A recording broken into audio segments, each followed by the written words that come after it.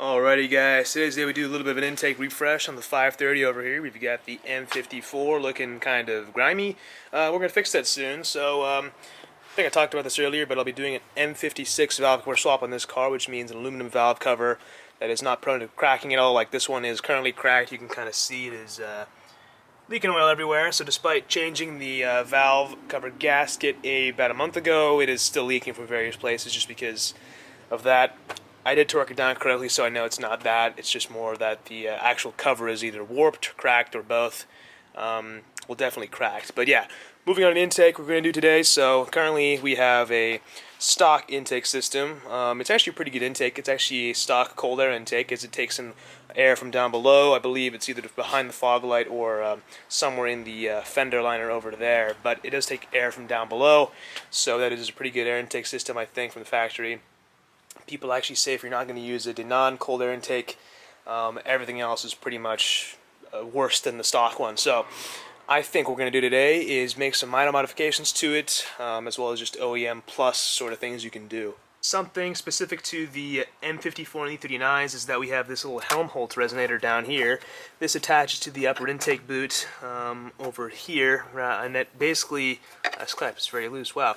But basically it reduces the induction noise, which, I mean, I guess for an executive car in 2002, kind of was a good thing to have a quieter car. But personally I prefer a little bit more induction sound, so we're going to be removing that piece, and I'm going to get a 330i hose over here, or intake boot rather, which is exactly the same as the 530i intake boot, except it lacks the little port for the Helmholtz resonator. Get rid of that guy, a little bit more induction sound. Something else I saw on the forums was the air horn, whatever they call it, removal. So essentially, in the actual intake box, there's this little connector that connects it to the colder part of the colder intake, basically the plumbing below. You can remove this restricting sort of plastic piece, and you free up a little bit of sound, as well as, they say, responsiveness, but I'm not sure how much that actually changes, but I'm in it more for the sound than anything else. You can also see this guy is just, I don't even know what happened over here. This is before I got the car. It just clearly sometime repaired, but these parts are pretty cheap. I don't see why they wouldn't have just replaced it, so I'm going to replace that as well. I might check out the DISA valve as well as the ICV just to see what's going on with those, if they need any attention. I mean, as for the intake, that's pretty much all we're going to be looking at today. This weekend I will be doing the M56 swap, and then because my CCV system has seen better days, you have a massive vacuum leak with this hose is just cracked. We're not really doing its job anymore, so going to be doing that very, very soon. The first thing we're going to want to do is remove the intake box, which is not very hard at all.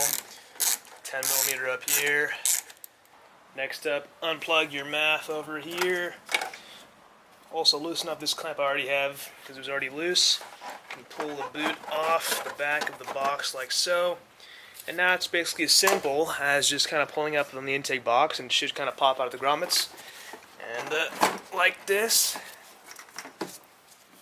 Make sure not to damage anything. Take your time. Oh yeah, so that Helmholtz resonator is stuck on the back, so pull it off over there. Yep.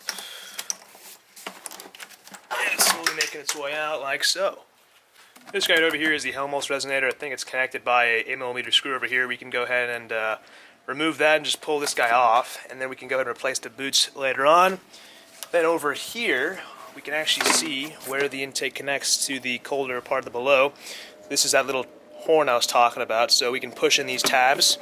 You can kind of see right over there, and I think that's the only one, but yeah, you can push in that tab and you can pull this entire piece out, and then we should be good to go to put it back in the car.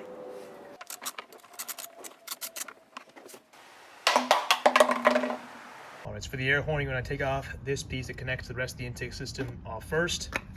Then inside you're going to have this piece over here. Now, don't mind the fact that I've cracked this side of it because we're not going to use it again, but since this piece comes out, there are two tabs on either side. One tab is really easy to access on the outside, it goes over here. The other tab is kind of on the inside of the air box, which is kind of hard to reach. You'll have to kind of reach your hand in from the other side, and I use that flathead screwdriver to pull it out. So once this guy is out, we can do whatever you want with it. I'm probably gonna throw it away because it's broken anyways. All you gotta do now is put this guy back on and then reconnect it and put it back in the car with the air filter and all that good stuff. And you should be all set if that's all you're doing.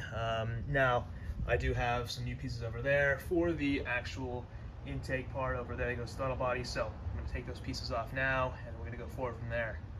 Time to work on the intake boots. I'll get these lines off first. With whatever weird repair that is. Looks like someone put like some putty on the... Ew, I hate that. Okay, get off the screw at the back over there.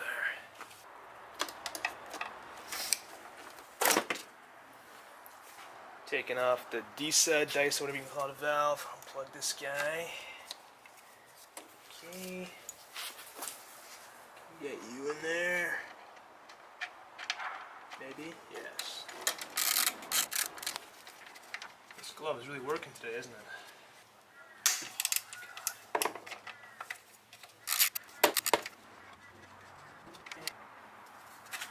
Oh, that was it. Alrighty. Well, got this guy out now. Not really sure what to do with it, but guess we can check it out. That is one gunky ugh, that's gross. I'm not a fan of that at all. Okay, anyways, moving on to the other intake boot. Let's go ahead and take that guy off. Looks like one more, a couple more hose clamps over here. Okay, now we got one more hose clamp down there, which is in the weirdest spot, which I don't like at all. Oh, there we go. Wasn't so bad. This one does not look anywhere near as bad as the upper one, so hopefully... I mean, we're here anyways, so... Looks a lot newer, too, I must say. Taking a look at the older boot over here, the lower one, and the new one, it looks like the old one's a lot longer. Then I realized there's actually this sort of insert that goes inside of it, so I think this hose clamp connects this whole thing inside of the outer boot. So we're going to reuse the inner one, I suppose, and we'll take it out by loosening the hose clamp a little bit more and then swapping it over. Going to try and take you guys out now. I'm not sure how this is going to go, but... Where do you go? I have decided now would not be a good time to remove the throttle body and all this stuff, because I think I'm going to take it off anyways when I do the whole valve cover swap. So for now, I'm going to make the executive decision to just replace this hose over here for now, and then we'll replace the little check valve thing later. So yeah, I'm going to go ahead and take this guy off of here, and then we should be good to go for now, I think.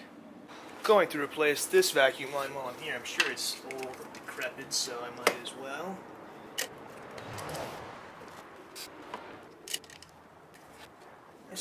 Looks nice and old. Okay, I'm gonna use some new line over here.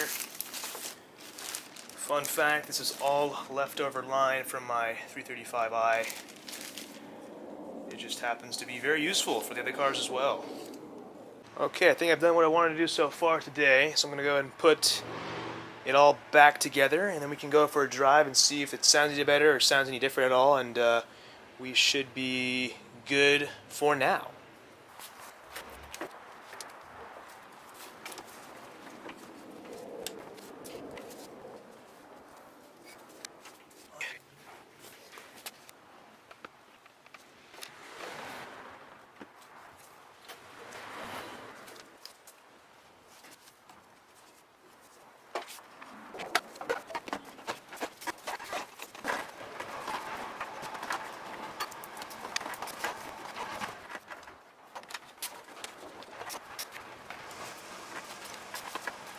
I think we are all set. Go ahead and start the car. Well, decent valve. Gonna be rebuilding this guy very soon in the next video, or maybe not the next video, but one of the next videos. And with the aluminum piece and this whole entire assembly, just because, you know, why not? This glove is really done me good. Okay, anyways, I'm gonna replace that because if this plastic piece breaks, which it can happen sometimes, if you think about where this is, intake manifold, plastic goes in the intake, and boom. Yeah, you don't want that to happen. So I'll be rebuilding this very soon.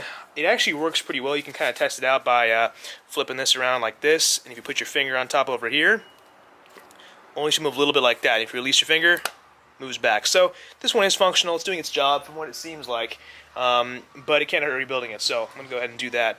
Okay, now we're good to start the car. D-sub valve's back in place. Everything is all connected once again. And this is what happens to your hand when your glove breaks, and now you have one very dirty finger and the rest are clean. Alright, now we can start her up and see if it sounds any different, any better, or any worse. I think it'll be okay, but yeah.